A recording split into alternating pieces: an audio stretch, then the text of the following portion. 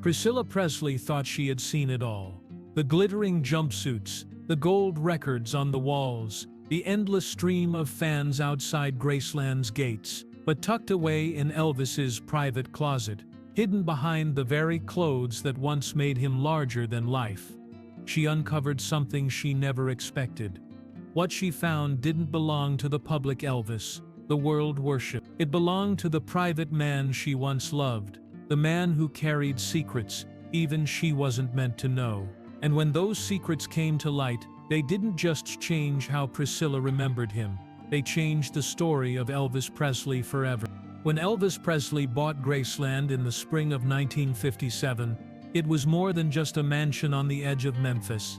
It became a fortress, a world within a world, where the king of rock and roll could both entertain and escape. Over the years, the house took on a life of its own, filled with the laughter of friends, the sound of late-night jam sessions, and the constant hum of adoration from fans waiting outside the gates.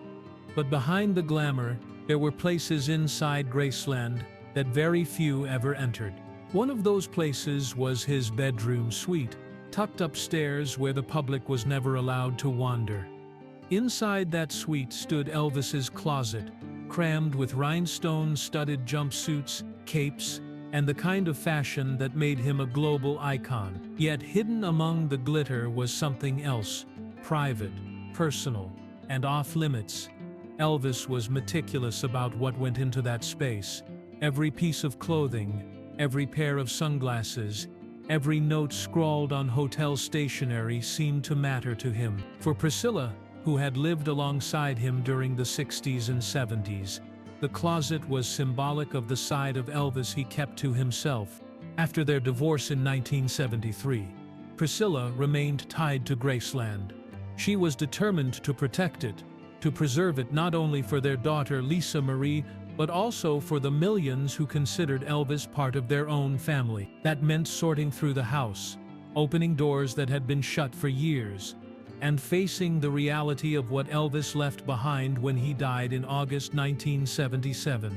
And it was during this process that she came face to face with the truth tucked deep inside that closet.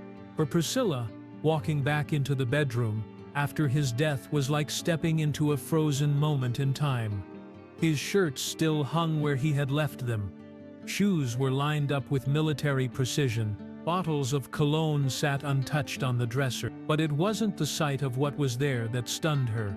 It was the feeling that something was hidden, intentionally placed out of reach, waiting for the day it might be discovered. And when she began to sift through the layers of fabric and boxes stacked high against the walls, she realized she was about to learn things about Elvis that even she, after more than a decade of life with him, had never known. As Priscilla carefully moved deeper into the closet, she began to realize Elvis hadn't just kept clothes there. Hidden between stacks of shirts and tucked into the corners of boxes were scraps of his private life, fragments he'd never meant for anyone to see. Some were handwritten notes, quick reminders to himself scribbled on hotel stationery from Las Vegas. Others were longer, more personal letters, folded and tucked away as though even he couldn't bear to look at them again. These weren't the polished words of a superstar. They were raw, sometimes messy, often contradictory.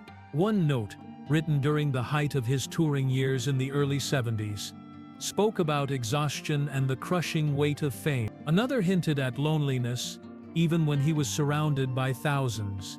Priscilla had lived alongside his moods and seen his restless spirit. But reading the words in his own handwriting was different. It was like peering into a private conversation Elvis had only ever had with himself. Among the most surprising were letters he had saved from fans. Not just the usual love notes or adoring tributes, those he received by the thousands, but letters from people who seemed to understand him, people who sensed the struggles behind the rhinestones. He kept them neatly folded, as though their words had given him comfort during the nights when sleep wouldn't come. Priscilla, standing there in the silence of that closet, realized just how much those private voices had meant to him. But there were also papers that carried a different weight. Notes about his health, scrawled prescriptions tucked into envelopes, Reminders about doctor's appointments he had missed. These weren't the kind of things the world ever associated with Elvis Presley, the man who seemed larger than life on stage. To see them piled in with his jumpsuits and stage belts was jarring, even heartbreaking. For Priscilla, these discoveries weren't just shocking, they were painful. She had known the man, lived with his moods, and seen his struggles firsthand. But to touch the evidence of it, written in his own hand, hidden away where no one else could see, brought home a truth she had tried for years to reconcile. Elvis wasn't only the king adored by millions. He was a man burdened with secrets, too heavy for anyone else to carry. And as she sifted through those fragile pages, one thought became impossible to ignore. If these were the things he had left behind, what else had he hidden? Both in this closet and in his life. If the letters and notes revealed the side of Elvis Presley the world never saw, the objects buried deeper in the closet told an even more complicated story. Behind the racks of jumpsuits, Priscilla uncovered small boxes, each one containing something Elvis had chosen to hold on to. Some were expected, jewelry pieces he had collected, ornate belts from concerts, sunglasses that became part of his public armor. But others were startling, items that hinted at the contradictions within him. One box contained an array of police badges from cities across America. Elvis had spent years cultivating relationships with law enforcement, fascinated by their authority, drawn to the idea of being a protector himself. For Priscilla, holding those badges was a reminder of how seriously he had taken that side of himself. To the outside world, it might have seemed like a quirk, even a joke. But Elvis had cherished those tokens. They represented a part of his identity he never got to fully live out. There were also gifts, some unopened, others still wrapped. A bracelet meant for Lisa Marie, a necklace for Priscilla herself, and trinkets clearly chosen for friends he never got around to giving. Each one was frozen in time, a reminder of intentions left unfinished. For Priscilla, it was bittersweet. These weren't just objects. They were glimpses of the man who wanted to show love through gestures, but who so often became too distracted, too overwhelmed, or too lost to follow through. Then there were the darker discoveries. Tucked at the back of the closet were prescription bottles, some still half full, their labels faded with time. To see them stored among costumes that once symbolized strength and invincibility was gut-wrenching. Elvis had hidden the evidence of his struggles in the very place that displayed his outward image. The same closet that held the capes he wore while electrifying crowds in Las Vegas also held the pills that were quietly pulling him apart. And perhaps most haunting of all were the photographs. Some were snapshots of his parents, reminders of where he came from. Others were images of him and Priscilla in happier years, moments captured before the weight of fame and addiction drove them apart. Priscilla lingered over these, not just as relics of a lost marriage, but as proof that Elvis had held on to her too. Even when their relationship fractured, he had kept those images close, hidden among the very symbols of his stardom.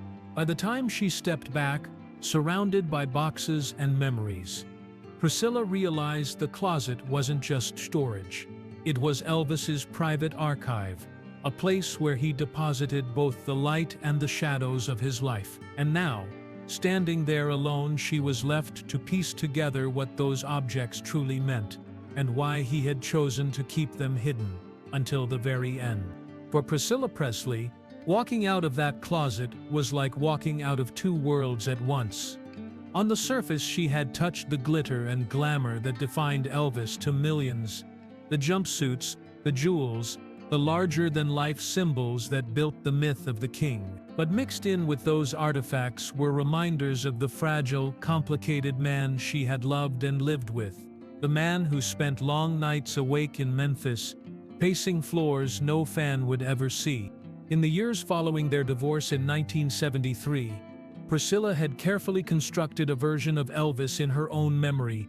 Part husband, part father, part friend, she had already lived through the contradictions of life with him. The dazzling highs and the crushing lows, the tenderness that could turn into distance overnight. But what she found hidden in his closet shattered any illusion that the private Elvis was separate from the public one. His secrets weren't locked away in some vault far from sight. They were right there in the heart of the home he loved most. Every prescription bottle she held forced her to revisit the nights when she had pleaded with him to slow down. Every unfinished gift reminded her of promises he had made with sincerity, but left unkept. And every photograph tucked behind the bright fabrics of his stage life whispered of a love story that had never really left him, no matter how many songs, tours, or headlines came between them. The shock wasn't just in what she found. It was in realizing how deeply Elvis had lived in two worlds at once, one for the stage and one for himself. And as Priscilla pieced through the remnants of both, she began to understand that the man behind the myth had been struggling to hold those worlds together until the very end. The public might always remember Elvis as the icon, the superstar frozen in rhinestones and blue suede shoes. But Priscilla, standing in that closet, came face to face with the truth the world never saw. Elvis Presley was haunted by his own contradictions, and in the silence of that room she felt the weight of being one of the only people who knew both sides of him, and now perhaps the last one left to carry that truth. By the early 1980s, when Priscilla made the decision to open Graceland to the public, she carried with her more than just the weight of financial necessity. She carried the memories of what she had seen in that upstairs suite, the evidence of the man who had been so much more than his music. Many advised her to present only the glamour, to give the fans what they wanted: the gold records, the glittering suits, the Cadillac in the driveway. But Priscilla knew that if she left the hidden side of Elvis locked away, she would be protecting an image instead of honoring the man. What she had uncovered in that closet forced her to see Elvis as whole, bright and broken, adored and isolated, loved and lost. And she understood that Graceland could not simply be a shrine to his success. It had to be a reflection of his humanity. That is why she fought to preserve not just the stage outfits and the awards, but also the personal items that spoke to who he was behind the curtain. Letters, photographs, even the small tokens tucked away in drawers and closets, each became part of the story that fans would one day see.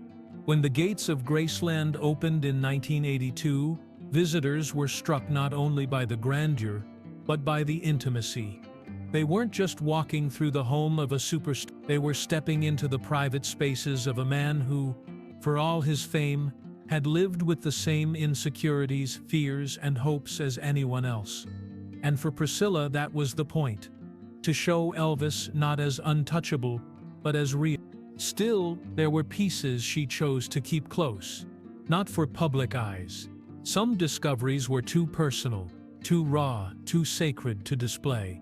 They belonged to her, to Lisa Marie, and to the memory of a relationship that could never be reduced to souvenirs. In that way, the closet remained both an archive and a grave, a place where the best and worst of Elvis Presley lived side by side.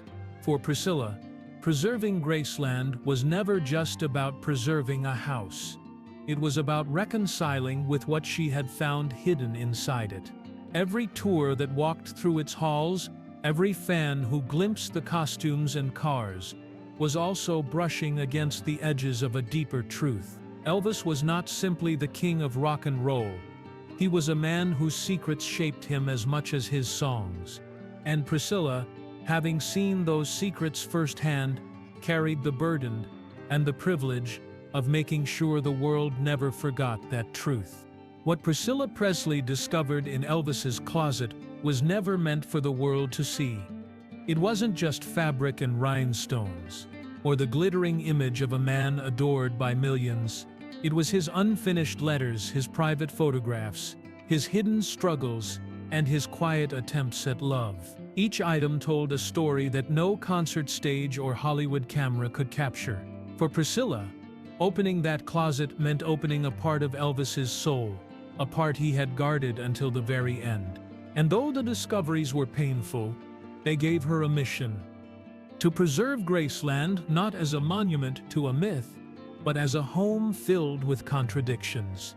A place where the legend and the man coexisted, side by side. In doing so, she allowed the world to see Elvis Presley not only as the king, but as a father, a husband, a dreamer, and a man haunted by the very fame that made him immortal. For Priscilla, those hidden secrets remain a reminder that love and loss are forever bound together. For the fans, they are proof that even the greatest icons leave behind more than music.